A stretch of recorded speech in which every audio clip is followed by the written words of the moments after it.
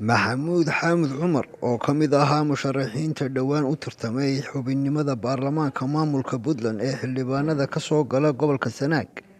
ayaa gordhoweyd madaxweynaha Somaliland waxa uu magacaabay guddoomiyaha gobolka Badhan ee bariga Somaliland. Magacaabistan oo ahayd mid kedis ah ayaa waxa ay timid kadib markii uu dhowaan guddoomiyihii hore ee gobolka Badhan u magacaabnaa Somaliland uu isu dhiibay maamulka Puntland, isla markaasna uu u wareegay dhankaas Puntland. Gobolka Badhan ee dhanka bariga Somaliland ayaa dhowaanahanba waxaa ka taagnaa xaalado cakiran kadib markii guddoomiyaha gobolkaas iyo saraakiil dhowr ah oo ka tirsan militariga Somaliland ay si toos ah ugu biireen Puntland. Waxaa madaxweynaha Somaliland Muuse Biixi Cabdi hadda qorsheynayaa in uu xal adag u helo culeysyada ka soo wajahaya dhanka bariga Somaliland,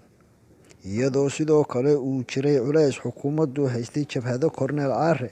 oo iyaguna dhankaas qalalaaso ka waday. Hadalhaynta ugu badan ee shacabku isweydiinayaan ayaa ah in Maxamuud Xaamud Cumar aysan jirin goob uu ku caddeeyey in uu ka tanaasulay fikirkiisii ka mid ahaanshaha Puntland, maadaama uu bilo ka hor u taagnaa inuu ka mid noqdo golaha baarlamaanka Puntland.